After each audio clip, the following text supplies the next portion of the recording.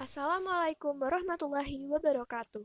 Perkenalkan, nama saya Rifda Kamila Asnadia, nomor absen 28, kelas 11 MIPA 2. Pada kesempatan kali ini, saya akan membuat obat tradisional dari kencur dan juga madu. Simak baik-baik ya. Alat dan bahan yang kita perlukan yaitu 3 ruas kencur dan juga madu. Kemudian, siapkan parutan dan juga saringan. Langkah pertama yaitu cuci bersih kencur dengan air mengalir. Setelah dicuci bersih, kita parut ketiga ruas kencur tersebut. Kencur ini sangat baik untuk mengatasi batuk berdahak, karena dalam kencur terkandung zat ekspektoran yang baik untuk melancarkan dan melonggarkan saluran napas sehingga penderita bisa mengeluarkan lendir atau dahak yang berlebihan.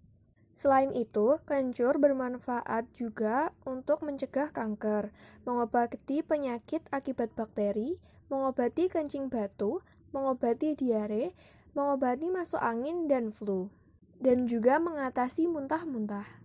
Setelah semua terparut, kemudian kita siapkan saringan dan mulai menyaring kencur tersebut.